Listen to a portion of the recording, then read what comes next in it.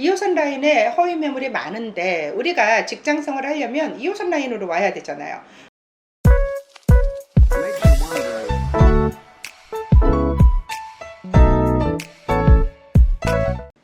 안녕하세요. 신림역 4번 출구 미건부동산 마채연입니다. 오늘은 여러분께 허위 매물을 구별하는 방법에 대해서 알려드리려고 합니다. 어떻게 하면 허위 매물을 피해갈 수 있을까요? 지금부터 간단하고 짧고 굵게 알려드릴 테니까요. 귀 쫑긋 세우고 들어보세요. 집을 구하는 원룸, 오피스텔, 투룸, 아파트까지 집을 구하는 부동산 광고 플랫폼이 지금 제가 보여드리는 직방이나 다방, 한방 부동산, 직거래 커뮤니티 카페, 피터팬의 방구하기, 그리고 네이버 부동산의 원룸, 투룸 등이 있죠. 이런 사이트에 실매물만 있으면 좋은데 허위 매물이 굉장히 많다고 해요. 2호선 라인에 허위 매물이 많은데 우리가 직장생활을 하려면 2호선 라인으로 와야 되잖아요. 그러면 허위 매물을 어떻게 구별하면 될지 보도록 하죠. 허위 매물이 뭔지도 모르시는 분들이 있어요. 허위 매물은 없는 매물을 말하는 거예요. 가짜 매물도 말하는 거죠. 허위 매물의 상태는 위치라던가 면적, 구조, 인테리어, 가격 등이 과장되거나 없는 것을 광고하는 것을 말하고요. 이유가 뭐냐 하면 엄청난 경쟁이 있어요. 그래서 의도적으로 허위 매물을 내는데요. 1인 가구가 가장 많은 동네가 관악구고요. 청년들이 그만큼 많다는 거고, 원룸, 오피스텔, 투룸도 관악구에 다양하게 가장 많답니다. 그렇기 때문에 중개보조원이라던가 공인중개사라던가 젊은 층들이 경쟁이 심하겠죠. 그래서 처음에는 5만원, 10만원 이렇게 싸게 내다가 그것도 안 되니까 없는 매물을 막 올려놓고 그런 부분들이 있는 거죠. 우리가 가짜 매물, 허위 매물, 없는 매물을 피하기 위해서는 실제 거래되고 있는 금액을 확인해야 돼요. 그런데 아파트나 오피스텔을 제외하고서는 사실상 그 금액을 확인하기가 불가능하다는 것입니다. 허위 매물을 광고해서 고객을 끌어들이는 부동산의 영업에 당하지 않기 위해서는 여러분, 온라인 사이트에서 좋은 방을 선택해서 계약해야겠다라는 생각은 우선은 버려야 합니다. 온라인 사이트로는 여러분들께서 계략적인 내용을 알아야 되는데, 우선 어떤 것이냐면요, 지역을 먼저, 내가 가고자 하는 지역을 파악하고 그 지역 내의 시세를 조금은 파악을 해야겠다, 이런 기준을 가진다면 허위 매물에 속지는 않을 거라고 생각이 됩니다. 직장 또는 학교 주변지에 어느 정도 집이 분포하고 있는지 확인하는 방법으로 쓰시면 좋고요.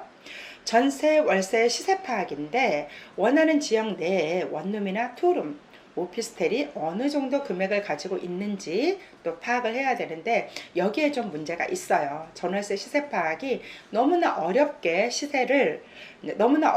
허위 매물이 올려온다는 거죠.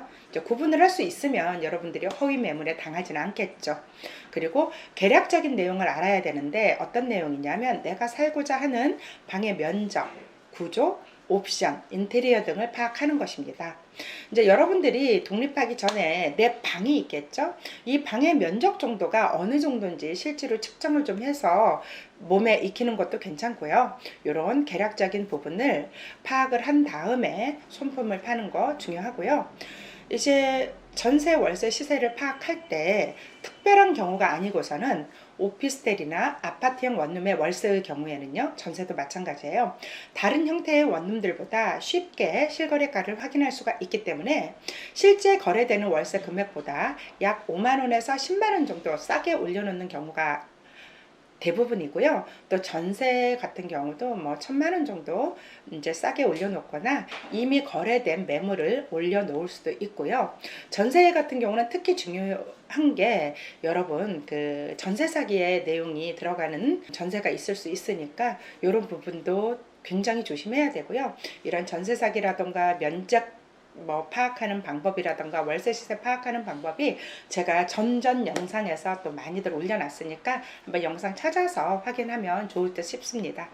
또 원룸들은 실거래가가 확인이 상대적으로 어려워요. 이게 이제 단독주택이라 다중주택이나 이런 것들은 확인하기가 어렵거든요. 되게 원룸에 들어갈 때는 직접 동네에 와서 지역 부동산한테 문의하는 게 가장 좋다고 말씀드립니다. 원룸 시세 파악할 때 제가 전에도 알려드렸지만 역 도보로 10분 이내에 있는 원룸들인지, 그리고 15분에서 20분 이내 원룸들인지, 아예 도보로 갈 수 없는 30분, 20분, 15분 이상 30분 이내에 있는 원룸들인지에 따라서 그 가격이 천차만별로 다르고, 면적이 고시원 정도의 면적인 1.5에서 2평 면적인지 2.5에서 3평 정도인지 3평 이상 4평인지 5평인지에 따라서도 가격이 다 다르거든요. 그렇기 때문에 여러분들이 실질적으로 이런 손품만 팔아서 알 수 있다라는 건 너무 불가능하다고 봐져요. 그래서 손품을 가지고 지역 부동산을 잘 파악하는 그런 방법까지는 제가 안내를 해드릴 수 있다고 생각을 해요. 자, 다음에 관악구가 전국에서 1인 가구가 가장 많거든요. 그렇기 때문에 원룸들도 굉장히 다양해요. 원룸, 투룸, 1.5룸, 오피스텔 등 엄청나게 다양한 가격으로 고객들을 맞을 준비를 하고 있는데요. 이렇게 직방이나 다방이나 한방이나 네이버 부동산 등에서는 계략적인 시세와 원룸의 분포들을 파악했다면, 이제 실질적으로 내가 원하는 지역의 부동산을 방문해서 집을 보고 계약하는 단계를 진행해야 되는데요. 이때 여러분들께서 알아야 되는 게, 중개보조원이 중개 업무를 하는 것은 중개업법의 위반이거든요. 네, 이제 많은 중개보조원들이 있긴 한데 이분들은 단순 업무만 심부름 정도만 하게끔 되어 있어서 직접 계약서를 작성하고 할 때는 꼭 대표 공인중개사와 작성을 해야 된다라는 것을 알고 계시면 조금이라도 도움이 될 것 같고요. 우선은 관악구에 해당하는 것은 아니고 전체 서울에서 집을 구할 때 역세권의 1층 부동산을 찾는 거 중요하고요.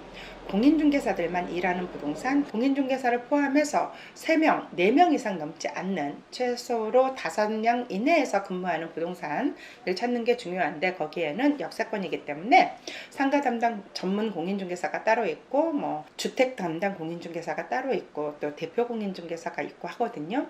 이런 3, 4명, 5명 이내에서 근무하는 그런 곳을 찾는 것도 중요할 것 같고요.